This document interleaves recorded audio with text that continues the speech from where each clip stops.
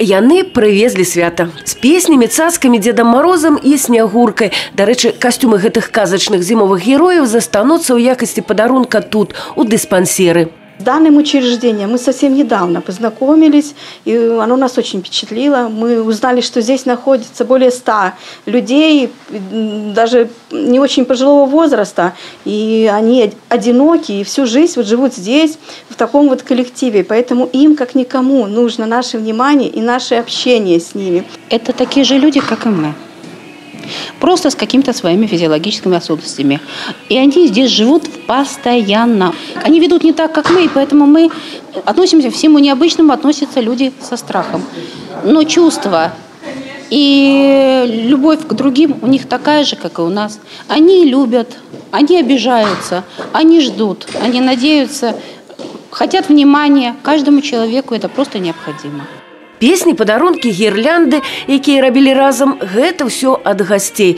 А ў адказ таксама музычныя нумары і падарункі. Удзельнікі акцыі, валанцёры ад БРСМ, піянеры-цімураўцы і войны-дэсантнікі намагаліся зрабіць усё, каб гэтая сустрэча стала яркай падзеяй у жыцці дома-інтэрната.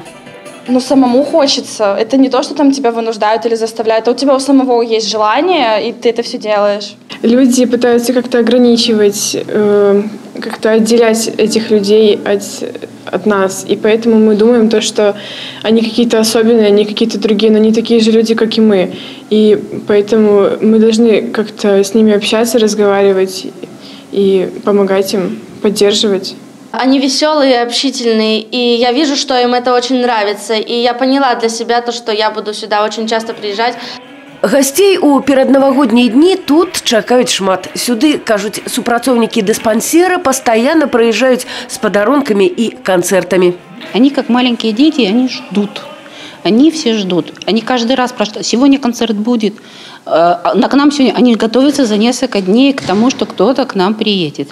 И поэтому для нас это большое счастье и радость, что люди не забывают нас.